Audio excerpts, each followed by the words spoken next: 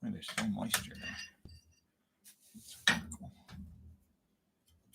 Okay. Hello, and welcome to this week's virtual studio party.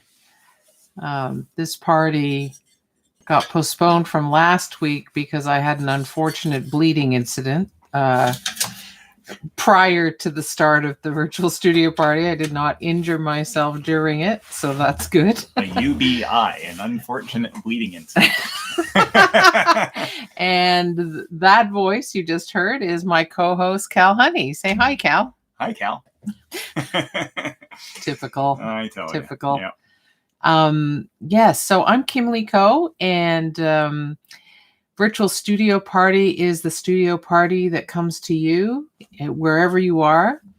And both in this live stream and replay videos are available on my channel as well if you're not able to make it live at any point.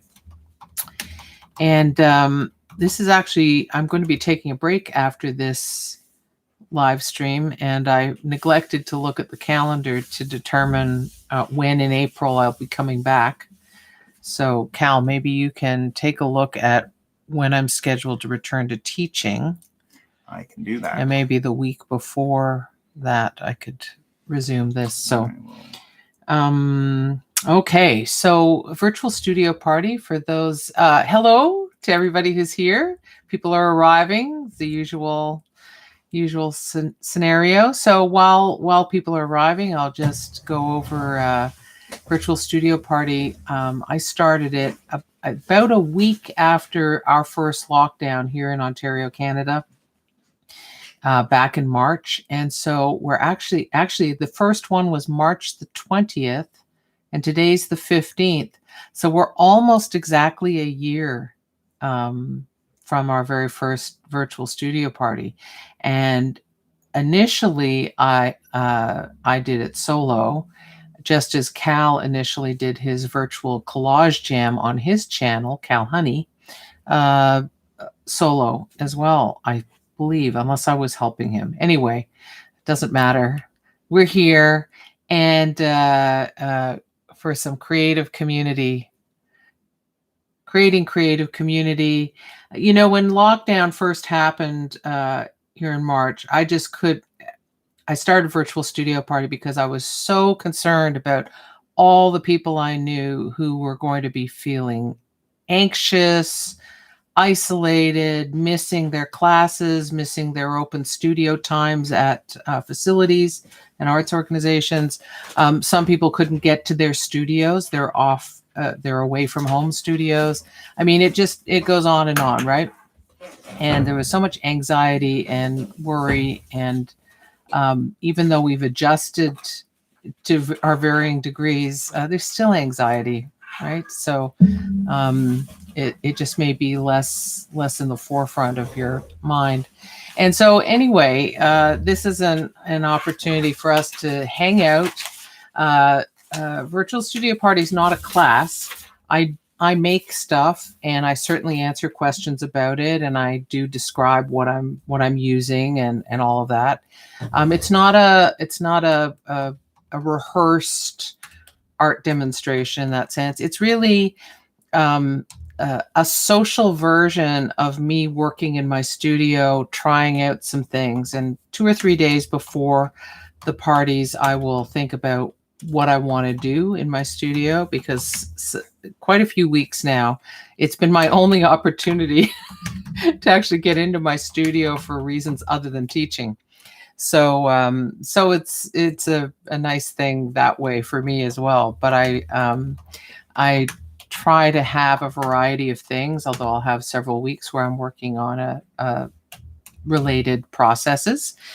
And I should say welcome back to all of our regulars and our semi-regulars, and a big welcome to our newcomers, because I know that Inkade very nicely publicized the virtual studio parties, because they knew that today I was going to be working with some of their products in order to try some things out.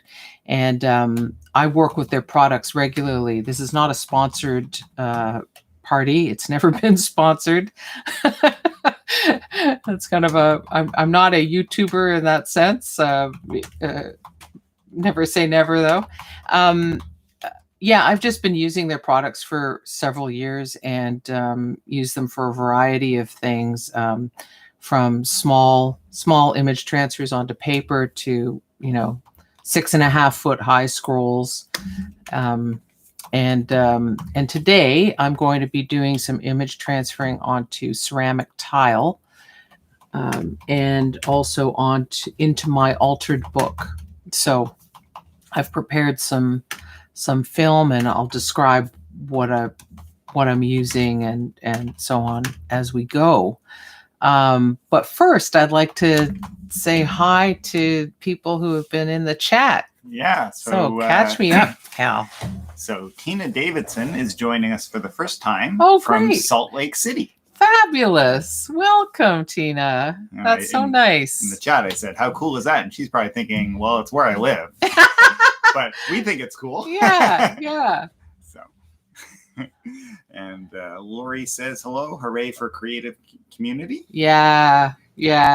Ruth Oppenheim says, hi, Kim, lovely to see you again. Annie says hi. Jane says hi. Rebecca says hi and hope you're better. Thank you. So, it's such a relief not to be bleeding. I don't know.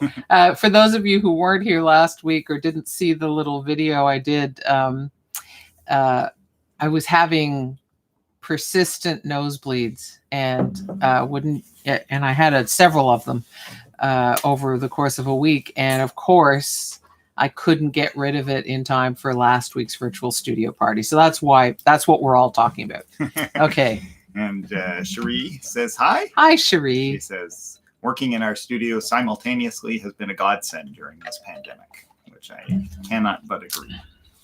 I know some people asked me, or especially in the earlier months, really can being online together feel social? And absolutely it can. I can attest to the fact that I get a great sense of community from all of you over the past year. And I know Cal does too. And I know that many of you have shared the fact that you really feel that sense of us gathering, and that we're actually gathering, even though I realize I'm the only face you can see, particularly if you're able to participate in the chat or want to. I mean, some people like to attend quietly, and that's fine. Totally if you're cool. An introvert and prefer not to chat, that's absolutely cool too. But I think it's really it's an awesome development born of necessity, but in fact it's wonderful how it bridges distances, evidenced by Tina coming from Salt Lake City. Yeah, and to that, further to that, Jeffrey Brooks is joining us from Chicagoland. Awesome. That is so cool.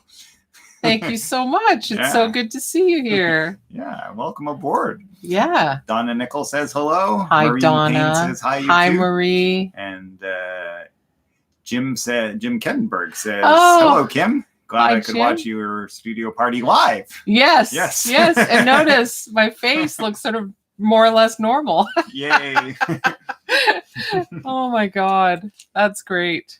All right. Well, I'm going to back up my computer so that I won't have an overhead camera. We have not yet, maybe after this break that's coming up, we'll have figured out streaming software that might allow us split screen or something like that. But we're just going with the straightforward YouTube live streaming direct. So we just adjust the camera so that you can see what's going on our table without it being an overhead. We'll just adjust the distance and the angle, and I'll move this keyboard out of the way. Let me know how that looks. And we can tilt it down now. Some more. Okay, just give me a second. I'd tilt the whole screen down. Just a little bit more. Okay. There, because you don't need to see the top of my head. It's much more important that you see this. And actually, I'm just going to back it up a little bit more. Let's see, you can see. And I'll hold things up closer to the camera from time to time so that you can see better. So first, a swig of this. And no, there are no cocktails involved. All right. So my feed is looking a little low res. I want to just make sure. Is it? Are you on Wi-Fi as well? No, Okay. I'm just on hardwire.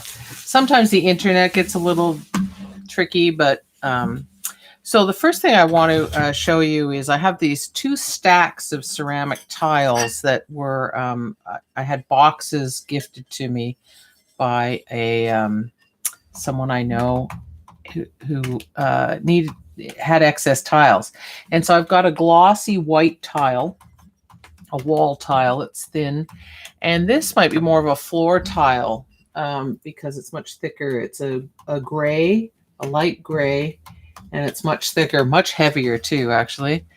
And let's get some more light over here. Okay, good. Sue Smith says hi from sunny downtown Toronto. And Hi, Sue. Marie Payne says, wonderful to hear so many are here from a distance. One Yeah, of the it's fabulous lovely. advantages of virtual gatherings. And I have to agree. Exactly. I've been attending talks in New York and, all sorts of things that I would rarely have been able to do before. Oh, I don't need to open this. This is here to show you.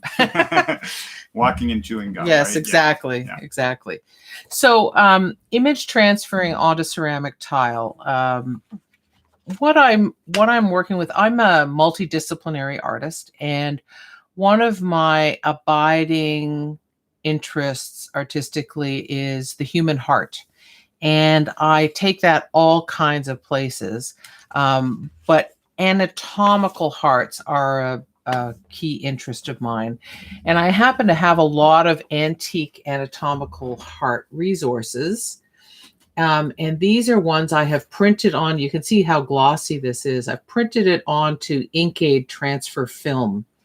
And I started doing image transfers back before I knew anything about Inkade products. I don't actually, Jim, if you could say in the chat how long Inkade's been around, because I don't know if Inkade existed at the time that I was first getting into image transfers or not. But I was working with overhead transparencies, and I got to tell you, it was hard because, of course, overhead transparency film, when people put stuff on those transparencies, they don't want it to come off, right? The whole point is to keep it on the film. Whereas transfer film, the whole point of it is to remove it from the film. So the transfer film has an emulsion on it, and you see you can't actually see how matte it is on this side. It's much more matte on where the ink is on this side than on the other side. Anyway, it was a rough ride, and I used many different kinds of transfer methods. But when I discovered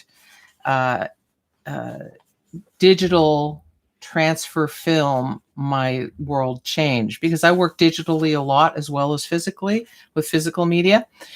And so that was very exciting. I have a whole past career as a graphic designer and art director, and so the whole digital world was a natural for me. Familiar place, yeah. Yeah. So Jim says Inkade since 1998, image transfer materials around 2005.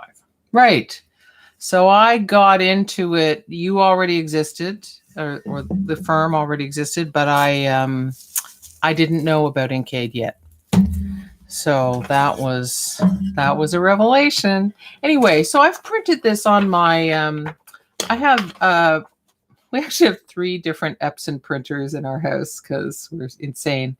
One I take out for teaching in the old days. It's small enough that I can sort of haul it. So I work with an art printer, so the Epson P800, which is an 8 color printer. And but I use that very intentionally on things that really need that kind of dynamic range in color and detail in color and subtlety in color and all of that. When I'm doing graphics like this, I will use the, we have a couple of workforce printers by Epson, somewhat older models, and they use the old Durabright inks that are pigment based, and so that's why they work really well for this.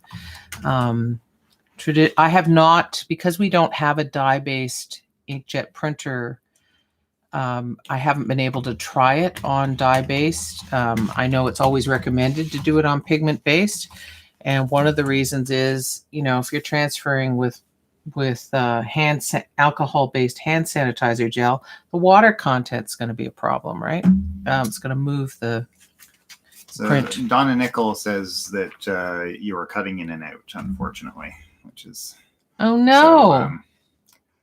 She said maybe her phone. She's going to try. Oh, okay. Yeah. Yeah, maybe. Yeah. So how is the image quality for other people? Are we okay? Yeah. Let us know if we can get from a variety of sources, because I haven't noticed anything from my end. Right. And says often all I good will. there, so okay, good. Okay. Yeah. So Donna, it probably is your phone. And Jeffrey says fine there. So excellent. Okay. Thank you so much, guys. It's really great to have that quick feedback because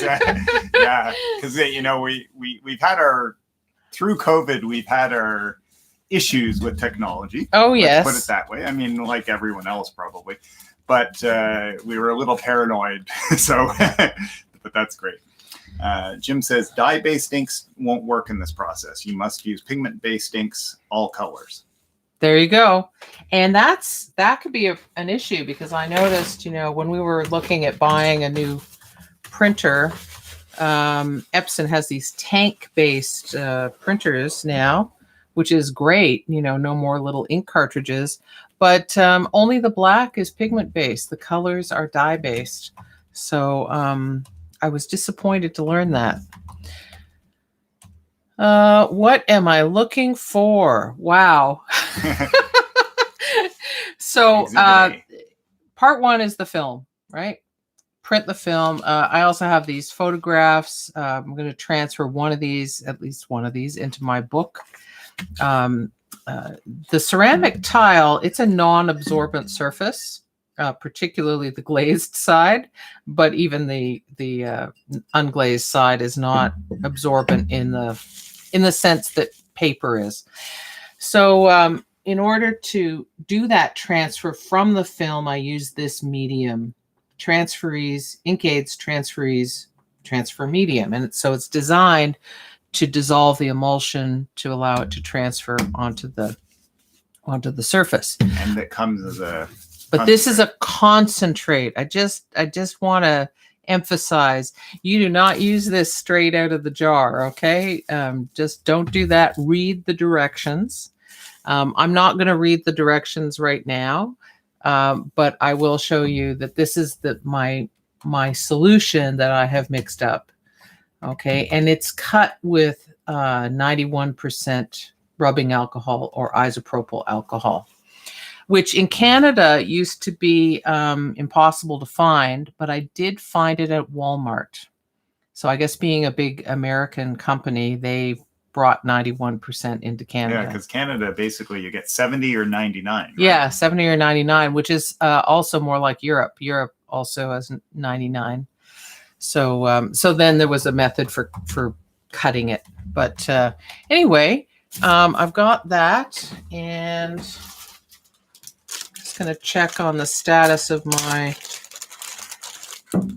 won't be using that one. I'll use this one. Put that aside. Where is the other? There it is.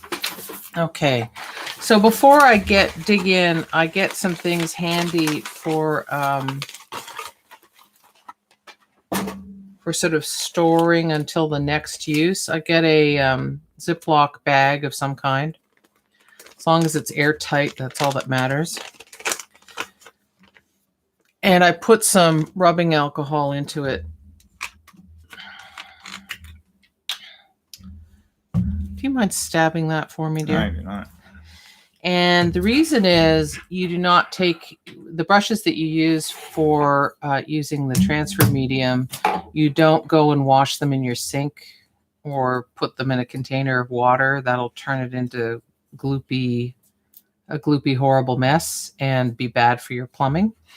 So it's not a problem. It just, you have to know how to handle it when you're used to dealing with, say, acrylic paints or something where you just throw things in water, right? Rubbing alcohol is the thing that will keep it wet. And so I just pour some rubbing alcohol into a Ziploc bag. And I set that aside for when I'm done using this. I will put it in this bag, or if I'm going to pause for a length of time, I'll put it in this bag to just keep it moist, keep the medium from drying on the surface of the brush and making it not useful. So, all right, where are my scissors? Let's see what I'll start off with here. I'll start off with a black and white one. Oh, Marg just joined us, just dropping in until physio. Thanks. Nice to see you, Marg.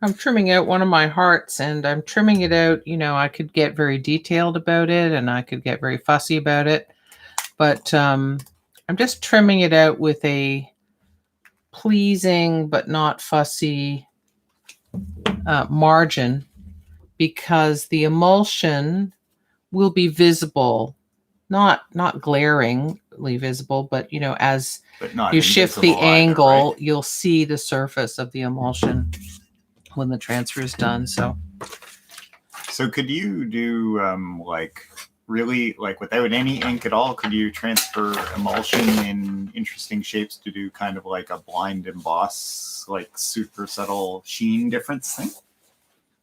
You could, although you might as well just use medium to do that, right? Yeah, all right. Yeah. But you can transfer other things on the transfer film. For example, water-soluble crayons. You can draw directly onto the film, and then transfer it. Oh, that's so cool. I use hand sanitizer gel to do those transfers usually. I haven't tried it with the medium. So I'll just give you that heads up, but okay. Positioning. Okay, I'm just going to put smack dab in the middle because this is my first one and I haven't warmed up, and normally I warm up with something. So I'm going to warm up with a boring centered thing. Now I want a piece of tin foil.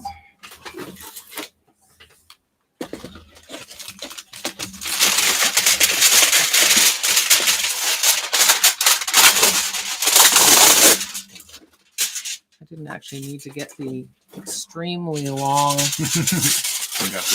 foil or whatever. Yeah. I just grabbed a tinfoil roll from my studio, and they're 2 different lengths. Anyway, I'm just going to make a little dish out of tinfoil to pour some of the medium into.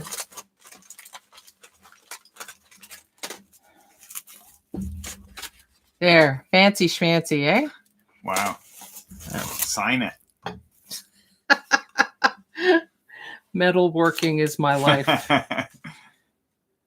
Okay.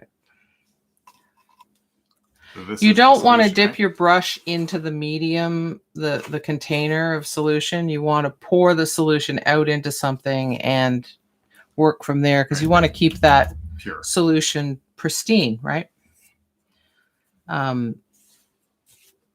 If I were really good, I would use something to remove any fluff from my brush, but what I just did is going to have to do, and I'm going to. But if you were doing this was an exhibiting piece, you would definitely be doing that, right? If I thought of it. I'm a little absent-minded. as some of you can attest. Okay, so I'm just getting a basic idea of positioning. And you're applying it to the surface that's going to receive it rather than the film, right? Because that would smear the image, wouldn't it? I am. Remember when we were doing those giant scrolls and it took two of us to unroll the film bit by bit? I was applying the medium. We'd unroll, I'd burnish, and it just went on and on and on. It was crazy because it was so big. It was 6.5 by 3.5 feet. Okay, so I don't just plonk it down. I start at one end and then ease it onto the medium.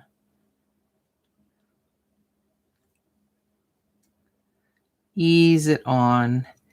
And that way you get fewer air bubbles.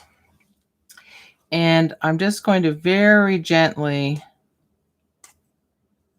run my finger over to make sure the whole thing's in contact without pressure, really. I'm touching it, but I'm not pressing on it. And so why is the it's stuck in position enough that it doesn't move when you move well, you know, suction when you put film against water, a wet thing down, same thing, right? So if it's in full contact, it's good. I'm just going to set a timer because I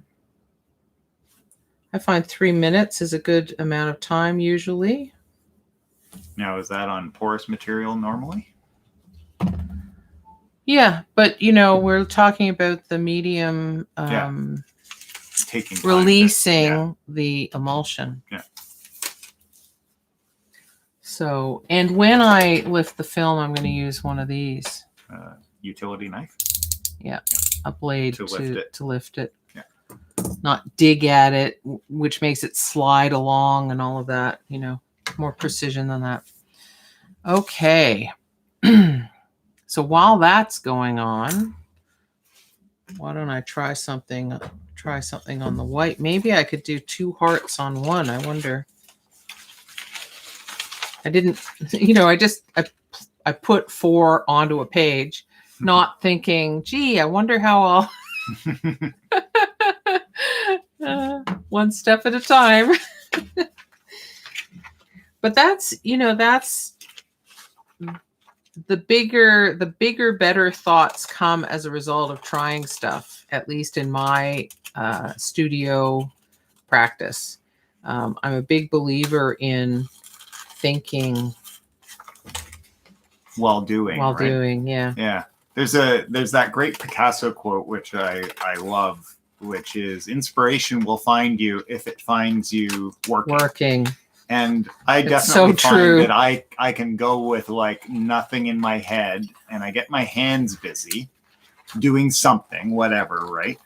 And suddenly the ideas start flowing and I start getting feedback because, you know, I draw or paint or transfer or whatever, something. And you start saying, oh, and what if, oh, and you know what? You could, and it just grows organically. Whereas if I sort of sit there and will it to have the big idea before I start, it's a big mistake to think that you should stay in your head. If you think about it, we evolved as tool making and using species. And so a huge amount of our neural wiring, our intelligence grows out of the use of our hands. So if you're working in physical media, especially, no, even digitally, I work in digitally at least as much as I work in physical media these days. And I think spatially, kinetically, and even the tactile feedback working digitally, there's no replacement for it. I'll just show you what this looks like. We're getting close to so you can see the film there. And I had some alcohol that I'd sprayed onto this that allowed me to wipe away excess around the film, but you have to do that carefully because you don't want the film to move, right? Okay, that's the timer. Cherie says 4 on a page, just being economical. Yeah, exactly. Yeah. I mean, if I were crazy, I'd get little tiny hearts in the gaps. But you do have to allow, obviously, some space around it. So I'm going to use my knife and just tuck it under an edge and see if it's transferring on. Yes, it is. When I lift it, it's not coming up with the film. It's staying on the tile. And I believe in removing this gently. And don't just lift it vertically. In general, rolling it this way works better. There we go. Well, there's nothing left on the film. Yeah, so that's a like hyper successful transfer, isn't Yeah. it? Yeah. It's true. I find in general, I enjoy irregularities that happen as a result of transferring rather than printing directly onto things like paper. And so when I'm doing the Purell transfers, like I'm going to do in my book today, Oftentimes you get imperfections, right? Like Yeah. not all of the image transfers, you get little Exactly. hiccups or and to it me, that's actually just makes it- part of it. Yeah. That makes it porous and allows me to work into it with other media. So I'm not obsessed with perfect transfers, but of course there are contexts in which it's really great to have it. Now, this needs to dry. And when it's completely dry, you can recoat it with just the medium solution, the transfer solution, or you can varnish it, or you can pour. I'd still probably seal it with the medium, but you can pour resin over top. All right, you have two-part. some feedback and some questions. So Yeah. Cherie says your timer sounds very zen. Yes, I don't like being alarmed by my alarms. No, It's pretty funny, right? And Jim says beautiful. Was that on the glazed side? It was. In fact, the unglazed side has This is like the a texture unglazed. for sort of applying it to Yeah. the wall. So, Yeah. in fact, that makes me want to try it on there because it would only go on the peaks, right? It would only go on the peaks, so you wouldn't get image. You'd get you get texture more than anything. Exactly. Yeah. So and this is interesting because this is not a glossy. It does have a micro texture. It has a little bit of a tooth to it, kind of like paper could have. Yeah. And usually you think, well, the smoother the texture, the better the transfer is going to be. But the medium makes it more forgiving. Right. Because the medium provides a kind of skin that it's applying to. So, and I don't know if I can show it so that you can see the hint of the emulsion around the edge. Just a little bit, right? Just a hint. It's there you go. You can see it down there. Yeah, definitely. Subtle. So just so you know that's the case, right? Yeah. So Cherie asks, can you paint into the transfer image with ceramic paints? I would totally do that. I haven't done it, so I can't attest to how well it adheres and all of that kind of stuff, but I would totally give that a try. And I think I'm going to add that to my list of things to try. Have some, right? Some old ceramic paints that I think are still okay. Yeah. From a while ago. Can you make a note? Yep. That would be great. Absolutely. Just so that, because I'm thinking of 18 things at once already. And Jim says, very nice. And Susan Abbott says, hello all. So hi, Susan. Yeah. And Tina Davidson says, so cool. Yeah. It's a wonderful thing. One of the things, if you do a resin coat, and the resin I recommend is art resin. Again, not sponsored at all, but it was specifically developed to be non-yellowing, and you can actually do it. It's designed to be less toxic or very, very low toxicity, whereas most resins are very, very toxic. Art resin, you can do, my recollection is you can do it indoors without fancy equipment. the ventilation, fancy ventilation. Yeah, you don't right? need and you don't need the cartridge masks and all of that. So it's just called art resin, and who knows? Maybe I'll even do a little bit of that. Now that I'm making these tiles, I might do a little bit of that during my. I'm taking a break for a few weeks from teaching and presenting because I'm exhausted for a whole host of reasons, and Yeah, so yeah. that'll allow you to recover, but it also Yeah. gives you a chance to like a little explore time to some play, of it. Yeah, right? exactly. So this film, I now only have little scraps here. But if I were doing transfers, I wasn't cutting out like this, and I had bigger pieces of film available, or they were just bigger shapes, you can actually wash off the residue with warm water and dish detergent and reuse the film, not for image transfers, but for monoprints or to make durable stencils. Anything you might use a piece of Yeah, film for, right? Exactly. Yeah. So I know a lot of people I know, including me, are mindful of the use of plastics, and they are wonderfully durable and impervious to water, and that could be a great good thing in the right context, Yeah, right? like for stencils is a perfect, because you Stencils can are cut that quite great. easily, right? Yeah. So it holds an edge I'll really put nicely. this away. Yeah, it cuts beautifully with a sharp knife, and yeah, you have a durable stencil. So now I'm just going to see if I can arrange two of these onto a. Oh, I think this one's too big for that to happen.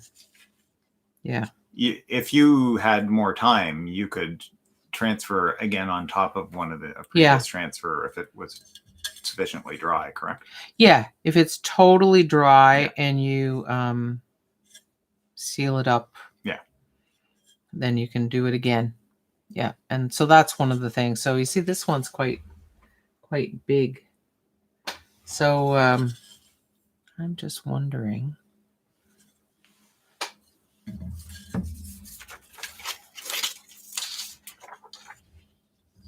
In fact, Sherry was just asked, can you overlap the transfers? Yeah. Yeah. Yeah. So you'd have to wait for the first one to be dry. Exactly. But exactly. Yeah, especially I was gonna say the red and the black would be great. You know, having the images you want to transfer on a transparent material is really great for visualizing, right?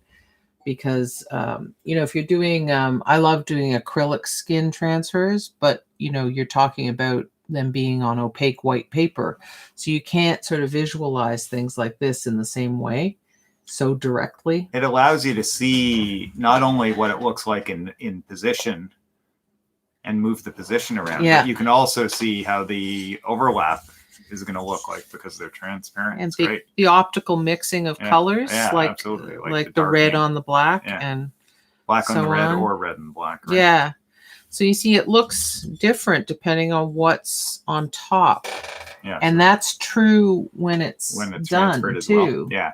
So the red on top would be stronger than the black. So this is the black on top, correct? Yeah, that's the black on top. Yeah. And I actually prefer it to the red on top. Oh, interesting. This is the red on top.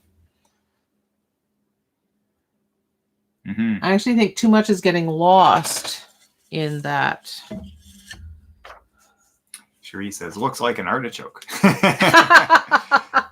Yes, especially if you're looking at it upside down, like from the way, like Kim's got it right side up for her, but you're seeing it the other way. That's great.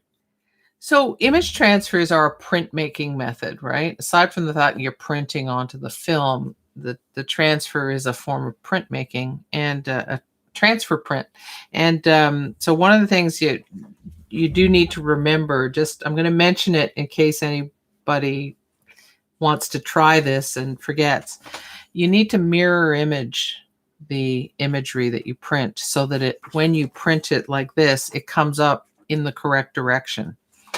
Now, if what you're transferring, it doesn't matter, the imagery doesn't matter. But if there are faces, if there's text, in this case, anatomy. Like, I don't want to get the heart backwards because I've got a lot of old classmates who are doctors.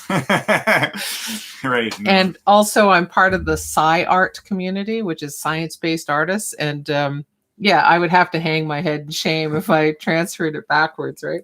So Jim says he's spoken with many users who add several layers of image transfers on top of each other after drawing each one. Yeah. So Jim, do you mean without sealing them first, like one transfer on top of the other? Yeah, I mean, if you don't have to seal it in between at all, layers, between, that would be then great. yeah, that'd be awesome. Be much more. How do I have this glass of water? Thank you.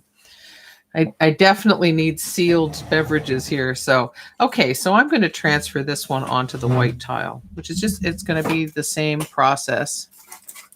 This has just been sitting in my puddle of medium.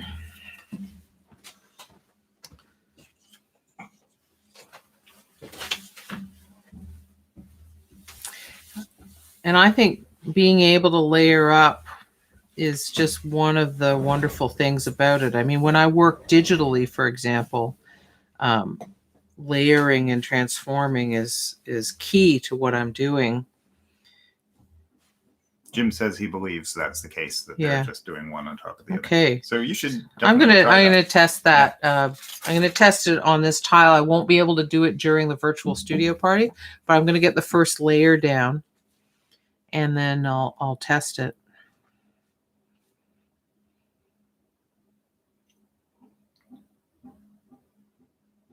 So I'm watching it darken as where it makes contact, and I'm just lowering it very gradually. There we go. There we go.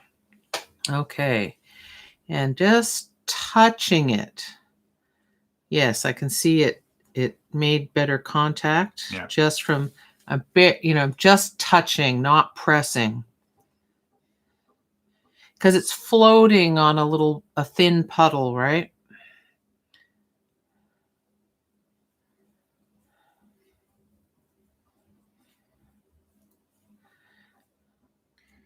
Edges and corners are always the things that you need to be really concerned about. Make sure that although bubbles inside can be an issue as well.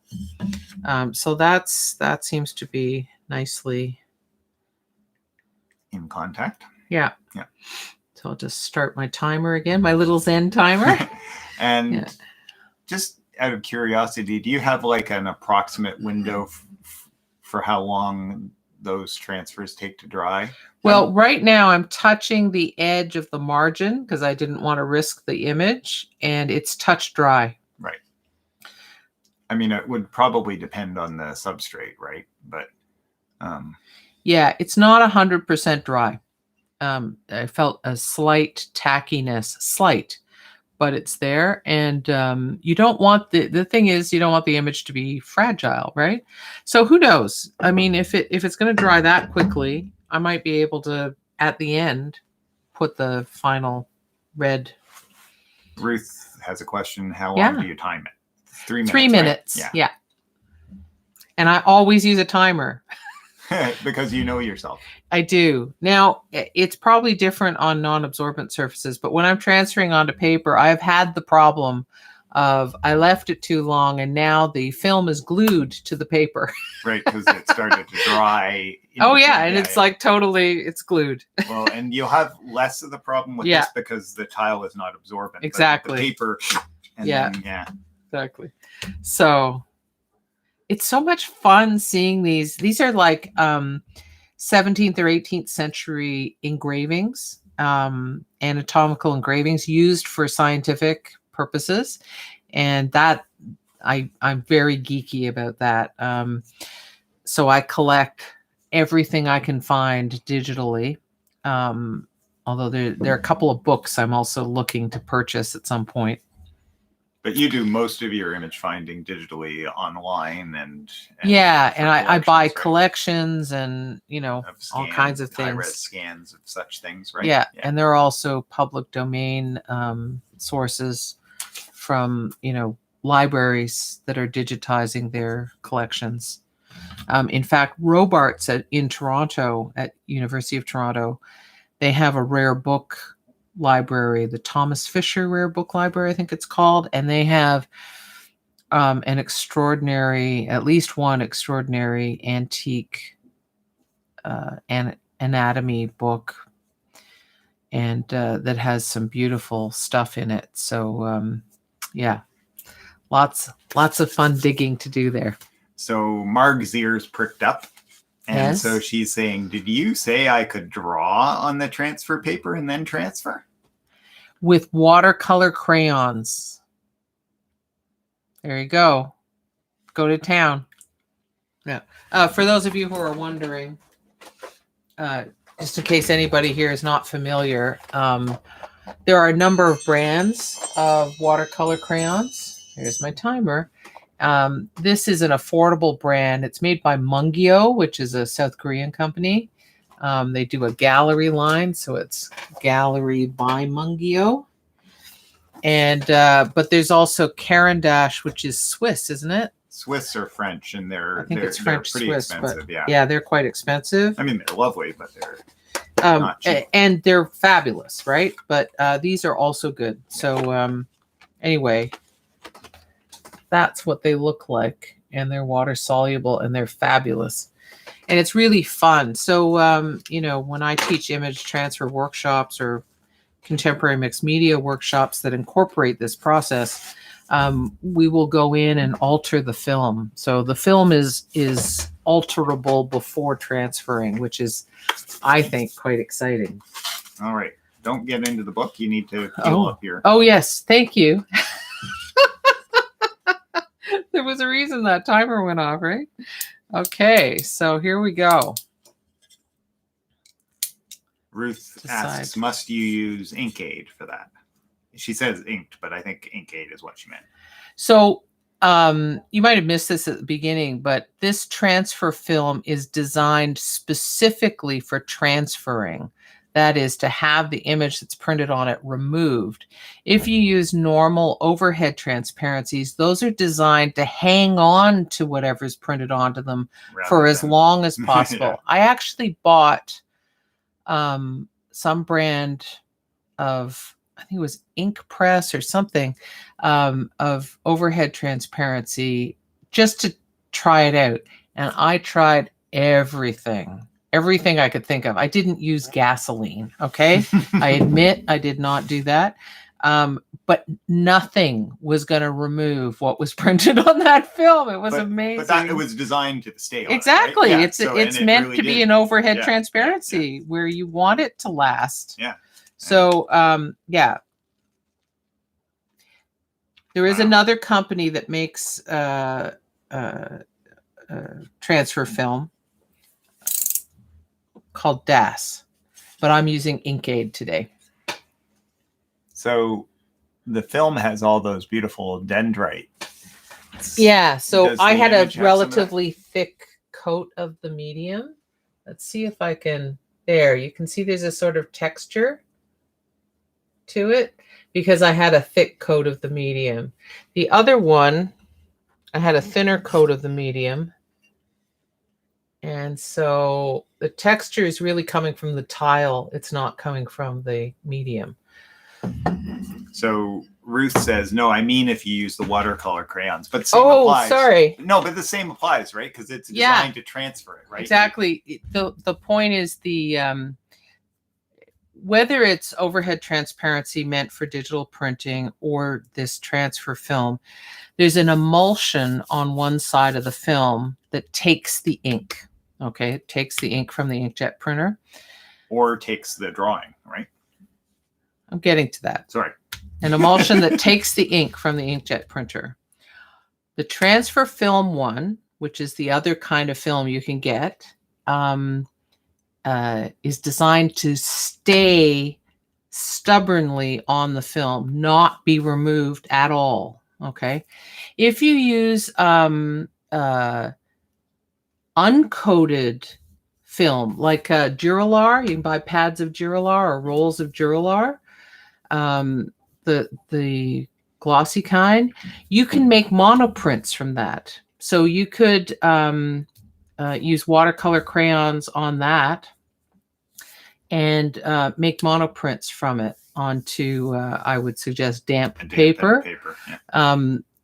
Because otherwise you can have an issue with transferring something. There always needs to be some way to cause the image to leave the film and go to the surface, right? So in that case, it would be water. So I hope that helps. So there it is, and I'll just let this dry now, and hopefully we can put the red heart on it before we're done here today. And on this one, I think because the tile is super smooth, you can see the edge from the emulsion more. Yeah, Whereas yeah. on the It's a glossy tile. Yeah, more subtle on the textured tile. I'm just going to tuck this brush in here so Good that idea. none of that medium can harden. There we go. And set that aside. All right. So something I've done a lot of over the course of the year of Virtual Studio Party is working into one of my altered books. I started with the science supplement to a 1970 encyclopedia. Still ongoing. I just have put it down for a while because this book is very close to being done. So I thought I should focus my energies on it. And so the last couple of parties, I was working on that page there. And altered books are just, I love them as a form to work with. First of all, there are so many unwanted, unneeded books in the world, and or superfluous books in the world. And it's also this portable, compact format, but with huge potential for going deep, doing tons of stuff. This is quite a small book. You can see how big the page size is, and it's not a super thick book. But even so, and even with gluing pages together, it's allowed me to explore all kinds of things. From just very simple painting and drawing into it, collaging, doing some surface treatments. And there's sort of a structure in this book of there being relationship and contrast between facing pages. Just before you get right into the book, there's a question from Jeffrey Brooks. Oh, yeah. It says, I'm curious how large the Inkade sheets can be. Well, they can be on rolls too. I have, Jim, maybe you could answer that in the chat, because I think the 13 by 19 inch film that I have is actually from DAS. I tend to buy a lot of letter sized, so 8.5 by 11 inch paper or film from Inkade. But I've also bought rolls from Inkade. So my printer is 17 inches wide, so I can do a 13-inch wide roll, but I can't do a 24-inch wide roll, which I know Inkade sells. But I have a printer I go to, an outside printer I go to, who does what are called giclée prints. That's spelled, maybe you can write this into the chat, Giclee. And that's a French word basically for inkjet. And it's a common term for, it got sort of used too much for indicating reproduction prints of artworks. But the reason why people use them for reproductions is because it is highly color accurate. Because like my 8-color Epson printer is essentially a giclée printer. I can print original digital and photographic artworks on it, or I could print reproductions of my physical artworks, but it's true color if it's calibrated and all that. So anyway, any place that offers giclée printing services can take that film, load it into their printer, and print it at a larger size than your own printer can handle, Yeah. maybe. Jeffrey may not have heard how big those transfer prints we did for your show. Oh yeah. So the last massive 2019, I had, I don't know, 3 shows or something with scrolls that were 3.5 feet wide by they were 7 feet and something tall, but the image transfers were 3 feet wide. I used 36-inch film, and which I got from you, Jim, and 6.5 feet long prints that I transferred using the transferease medium. Now that's a whole art form, doing big transfers like that, and you do need a helper. But the results were phenomenal, no question. And Jim, thank you for posting in the chat. So I'll just say it loud so anyone who's not monitoring the chat. So Inkade transfer film comes in 8.5 by 11 sheets and 13 by 19 sheets. Awesome. And rolls of 24, 36, and 42-inch rolls. 42 is pretty cool. That's massive, yeah. Yeah. And he's going to have 17-inch rolls shortly. Awesome. Perfect I'm for our so printer. excited. Yeah. That's great. Yeah, because, there's a big difference between a 17-inch wide printer, the size of it as a piece of equipment, and a 24-inch printer, and the cost.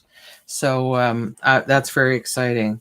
So I know some of you haven't seen this book, so I'll just quickly show you a few examples. I used metallic ink gel pens here, and metallic paint pen here, and perforated.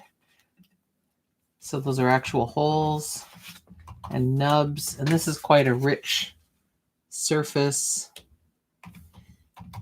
And this is quite almost sculptural over top. So there's a lot of different things going on in here. I did a monoprint on the fly. Just improvised the black side. Back last summer. And anyway, so I'm back at it, and I want to do, I have the germ of an idea, so that's good enough for me. That's what gets me going. So it gets me up in the morning. If Marg is still here, she'll know what I mean.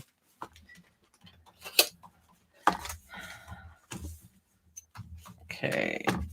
It's a good idea to have things you can clamp your book with. It's an even better idea to plan that in advance and therefore have sufficient of them. I don't have sufficient of them, so I will just see if this will hold it enough. There we go. Okay. So sometimes when I'm working into the altered book, I put some gesso on to knock back the text before I work into it.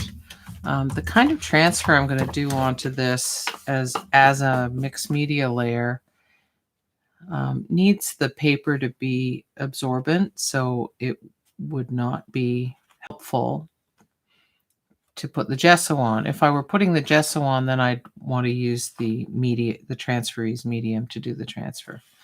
So this is something I want to work with acrylics the whole way, and so I want to work with it absorbently.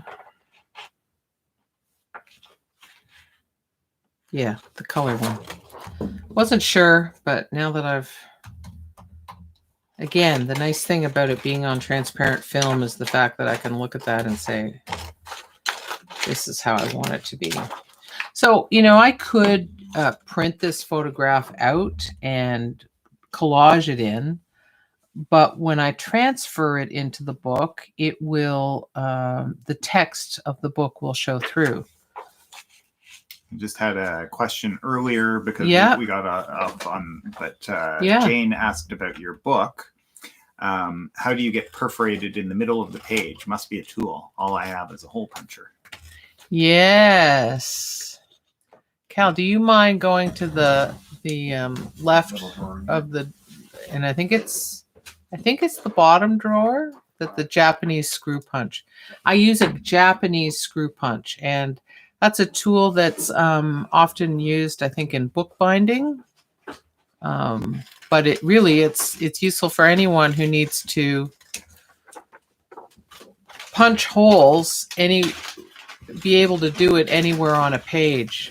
Because hole punches typically have such a limited reach, right? Traditional hole punches. So here's the packaging. You can see it's Japanese, although it has English on it as well. But here's the actual object. It comes with 5 heads for different size holes. And you see that spiral groove?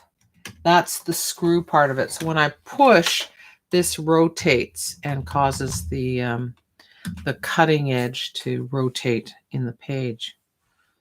So yeah, so there's a very small hole.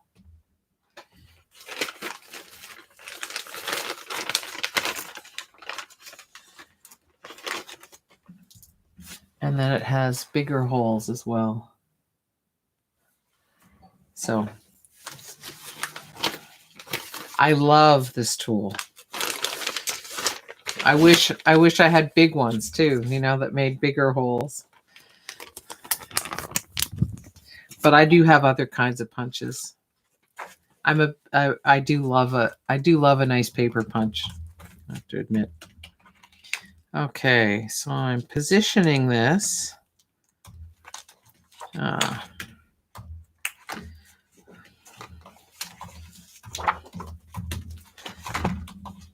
gonna have to do without a clip on this side because I want to do a full page transfer.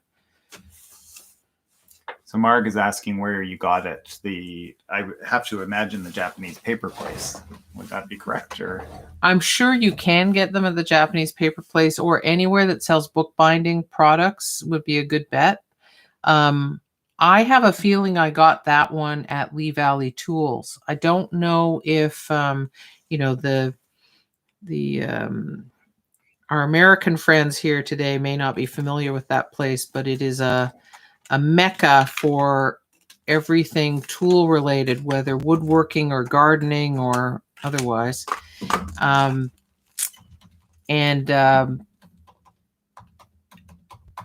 They were offering some bookbinding tools, including beautiful wax linen threads and so on. It may not be the cheapest place to get them. Lee Valley isn't typically the cheapest place for anything, but they carried it, and I was totally amazed. I've gotten a number of good tools for my art from there.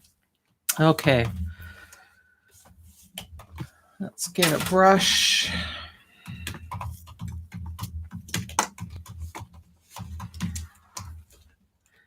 So because I'm not working flat, and this is going to do what it's going to do, and this is not ideal circumstances for an image transfer, but I never only work in ideal circumstances, right? And I bet many of you don't either.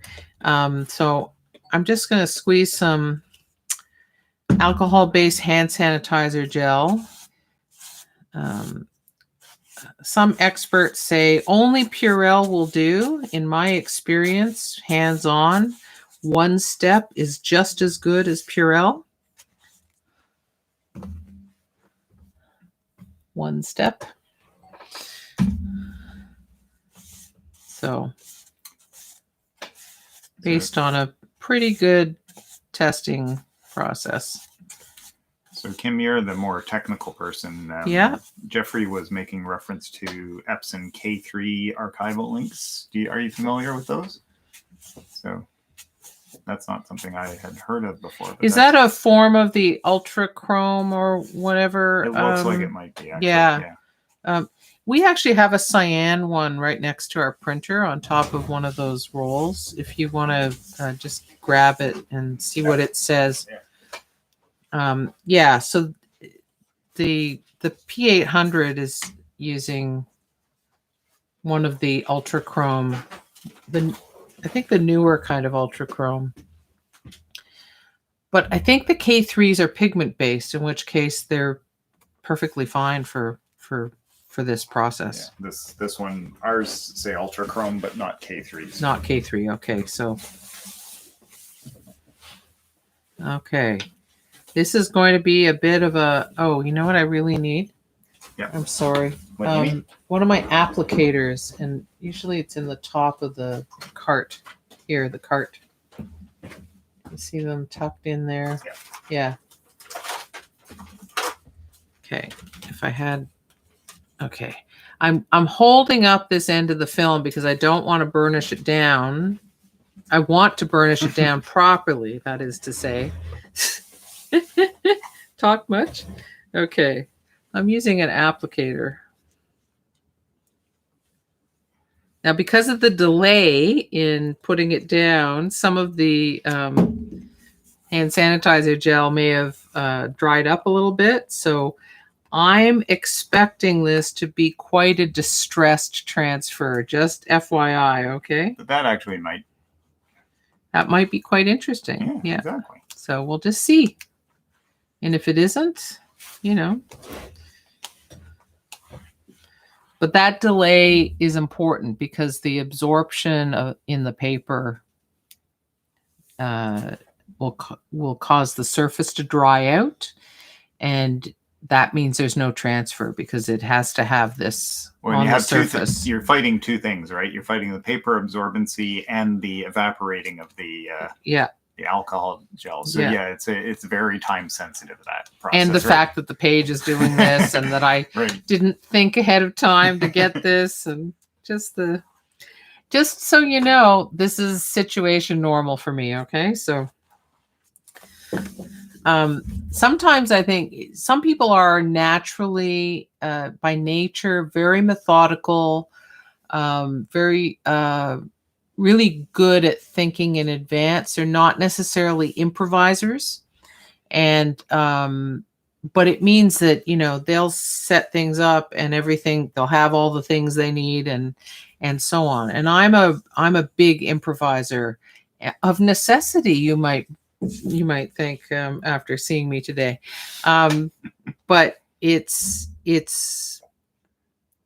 very often our greatest strength. It also has the flip side of being a weakness. So improvising is my superpower.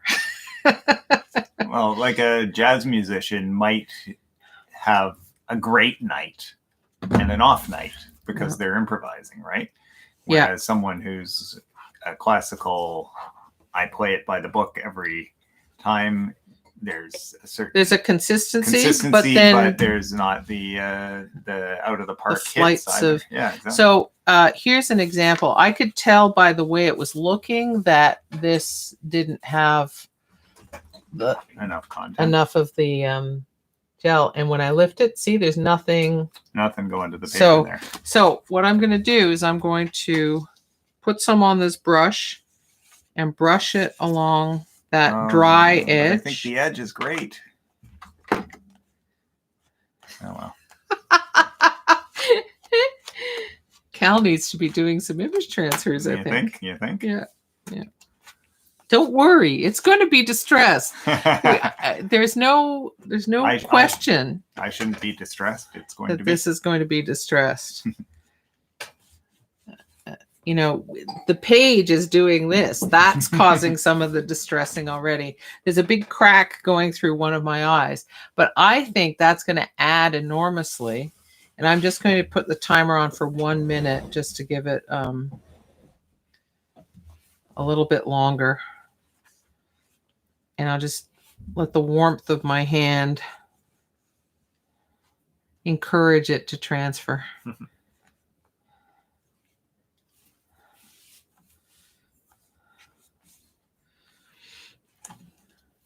I know there are at least a few people here who have been in classes of mine or something where I've done image transfers. So I know they totally they're totally familiar with the idea of me having a surprise transfer. And I think part of the comfort with imperfection in processes like this, that you know what a perfect transfer looks like. Well, Obviously, you just did a couple on the tiles. yeah, that are exactly. The absolutely tiles, perfect, it right? totally turned out that way. But there are the gifts that processes give you, and those gifts tend to be things that at first glance are like, oh, it didn't happen the way I expected. It didn't happen the way I had been planning.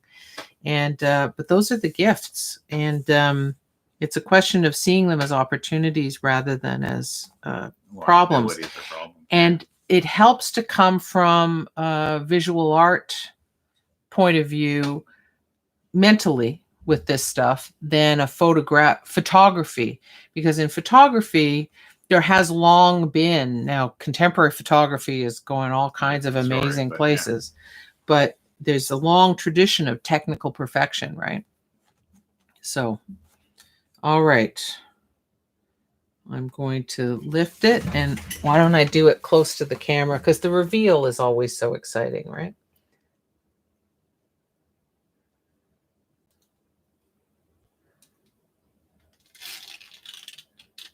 There's some chunks out.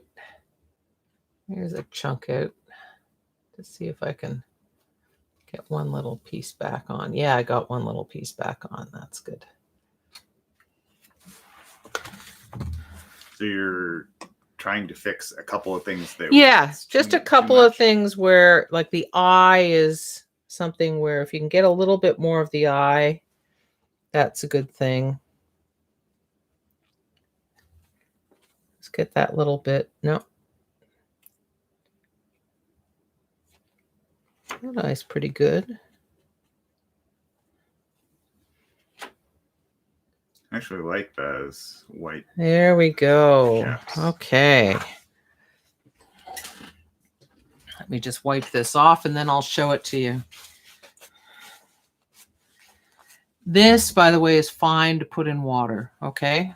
Right, this doesn't have medium. alcohol, it just has alcohol gel. Yeah. So, yeah. Marg says, is that done with pigment inks? Correct, right? Yeah, that's right.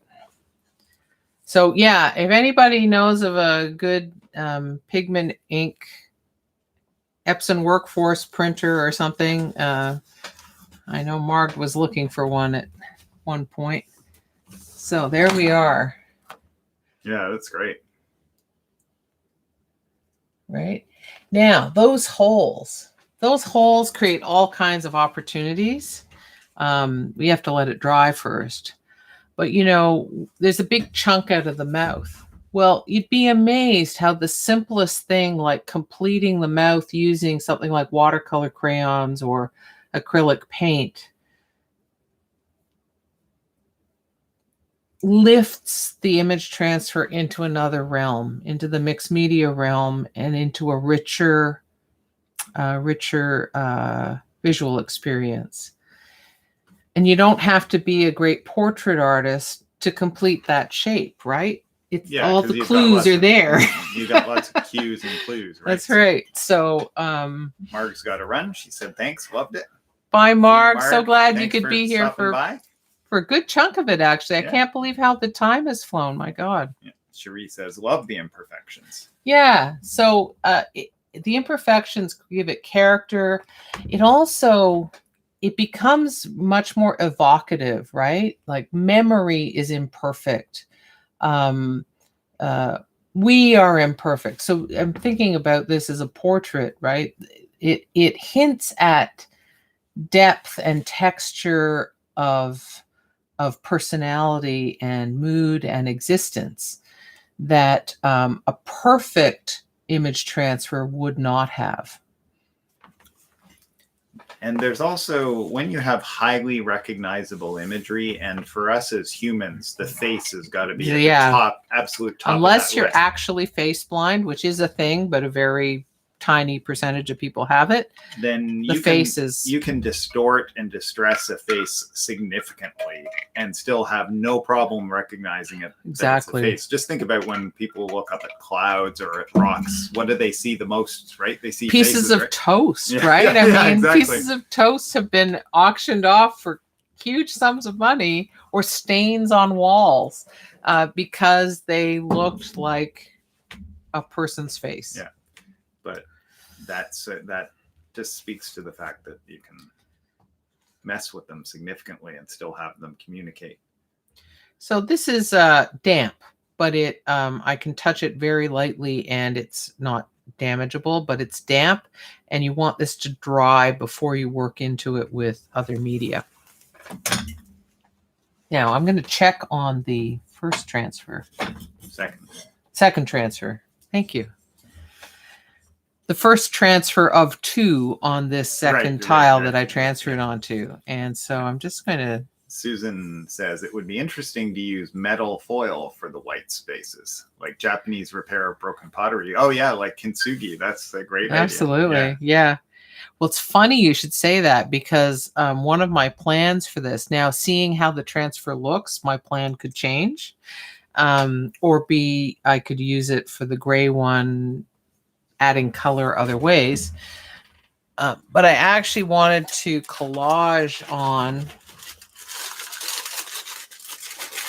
some foil. There's this different kind of foil that's sold this way. Right. It's like probably what they use for like wrapping up your pita or whatever. Yeah, right? it's great for like wrapping up a sandwich or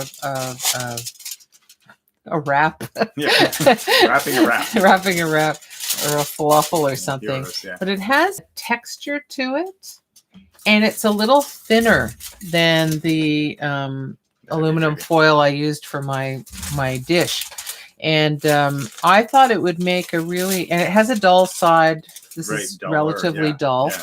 And this is super, super shiny.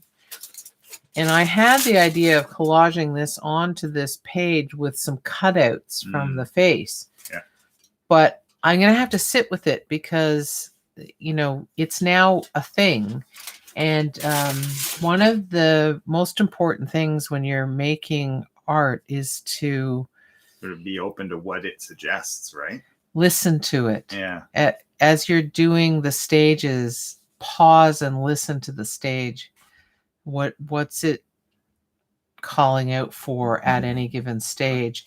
You can always try that other idea you had again. So many times I think, oh, I know, I'll do this, and then I'm going to do this, and then I'm going to do that. And it's going to be so great. And after I do the first stage, it's like, oh, okay, I think it's going to be different now. Because it just, something about it changes from what I had envisioned originally. Yeah. Rebecca said, or stitching. Yeah. Or stitching. Yes. Yes. Yeah, definitely. Yeah. Oh.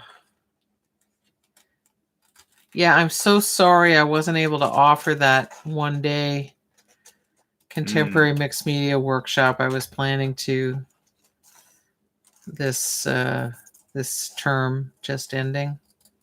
Cherie says silver, gold, or copper leaf would be cool. Very cool. I don't happen to have any leaf, metallic leaf, but it would look gorgeous. But it can also, you can end up with distressed edges with that too, right? Oh yeah, I think that's part of the of the beauty of it for sure. So I would say normally would let this dry longer, but I'm always game to, you know. She's rolling the dice, everybody. Let's see what happens. Take a leap, right? In the interest of research. And so I just have to figure out how I want to position it. Are you tiling those images? Oh, sorry.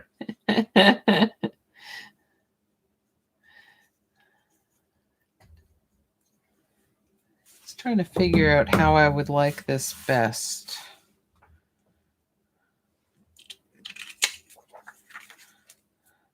Never assume that right side up is the correct orientation.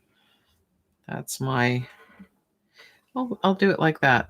So I'm aligning it on that line. Okay.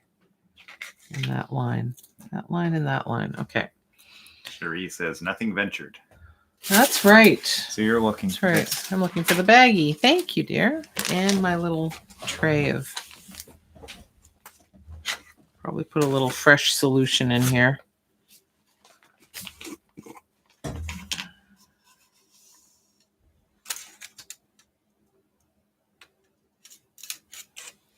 Don't need a lot. I missed a comment from Cherie earlier. Oh, Sorry. She said if it were, speaking about the imperfect transfer, yeah.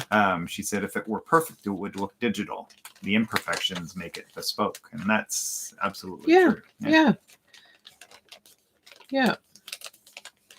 Yeah, I find that the transfers, even without the medium, even the ones that are done just with the Purell, the emulsion gives them just a slight surface quality that makes it interesting to me. Printmaking is an interest of mine. I'm not a master printmaker of all the traditional printmaking methods by any means, but I worked for a long time as a print designer.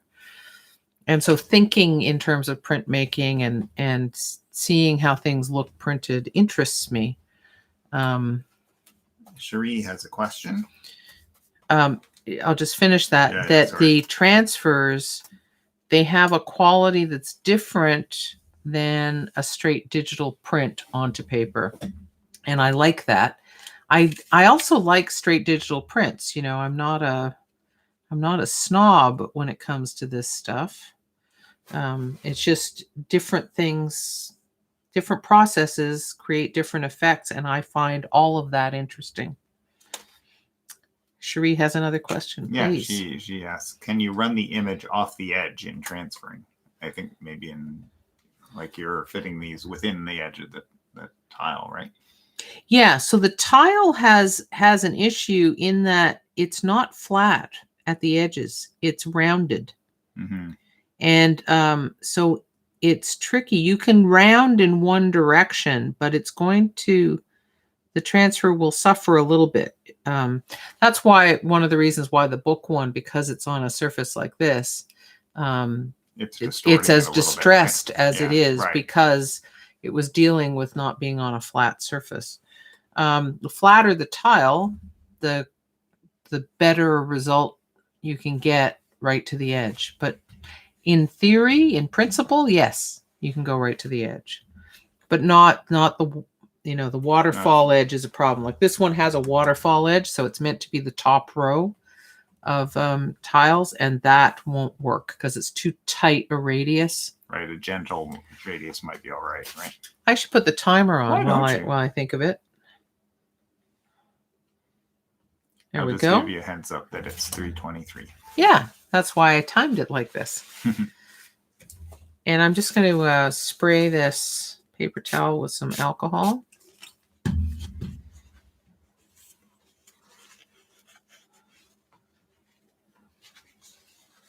To clean up the edge, but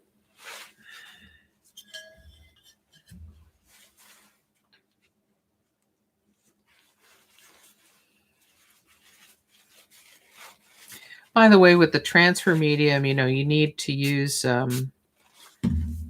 measuring cup or tablespoon or something to measure the alcohol to the medium. And I just clean those up really thoroughly with rubbing alcohol, the fluid kind, not spraying it, and or some of this, so that there's no coating left. And then I wash it with warm water and dish detergent, and it's good to use for anything I want to use it for afterwards. Jeffrey says he needs to run. This has been fun. Thanks, Oodles. Jeffrey, thanks so much for coming. Really appreciate you being here. Okay. So there it is with the film in place. Yeah. And we'll see how the transfer goes. Yeah. Bearing in mind, because this one, the black one, isn't thoroughly dry, it may become slightly damaged by lifting the red one where they overlap. Yeah, but it might be interesting. We'll see, right? Yeah. It might be totally fine. And wouldn't that be fun? I'm going to have a drink. So Gosh, normally I ask people where they're from and what they're working on today, and we did get a few responses on where people are from, but um, do you want to share what you're working on, if anything, today while this is going on? I'd love to hear. Cal would love to hear. I'll rehydrate.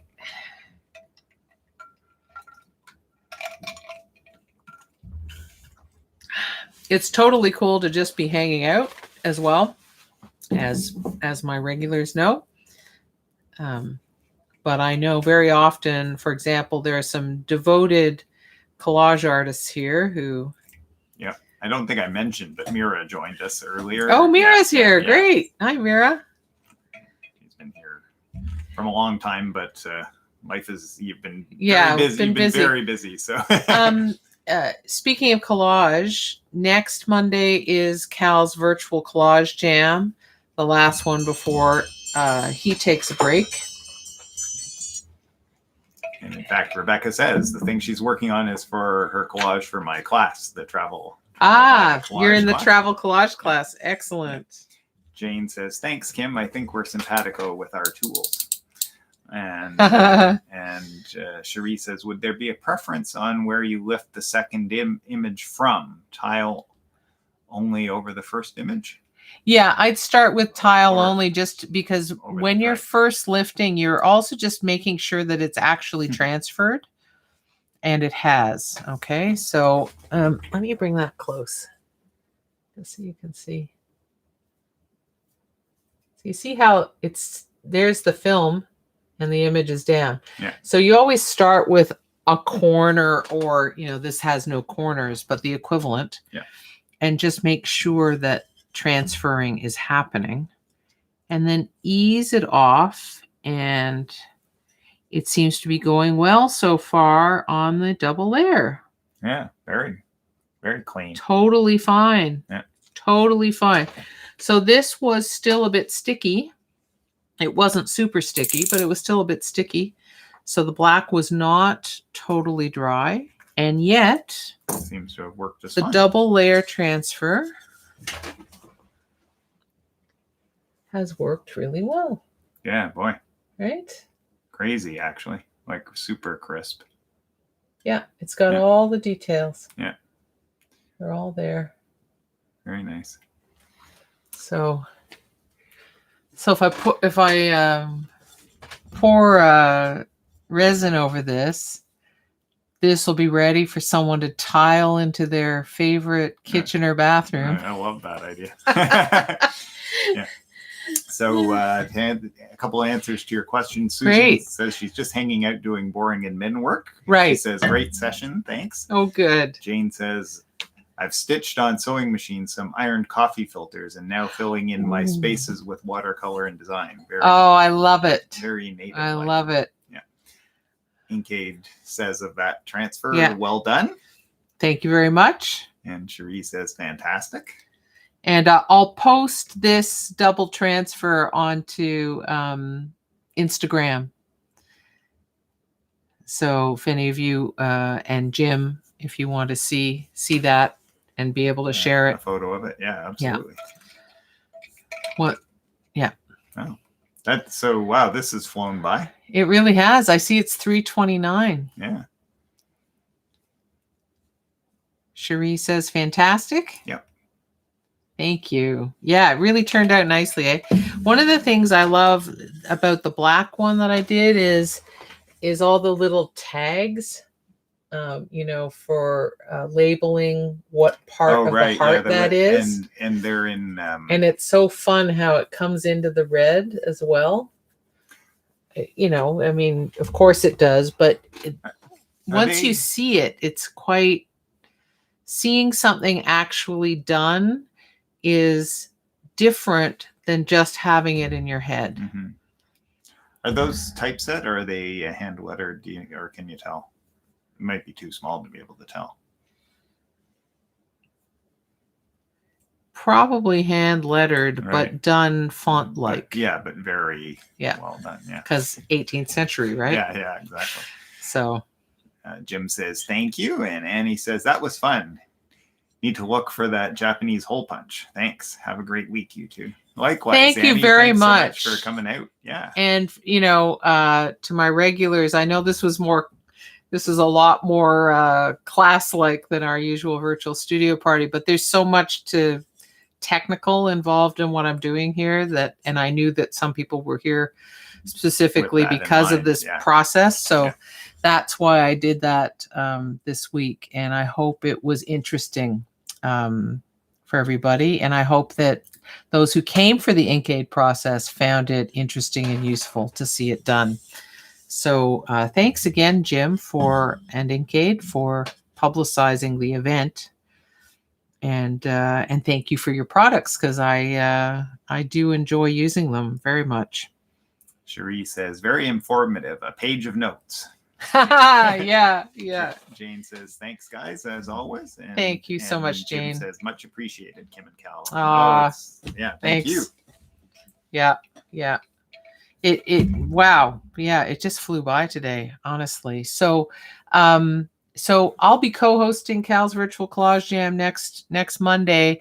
Then we're going to take a break until April what? Okay, well, it took me a while to find the calendar. We'll just figure that out before we go. You resume your private Tuesday teaching on the 20th of April. Okay. You have a question mark for Weston on the 13th.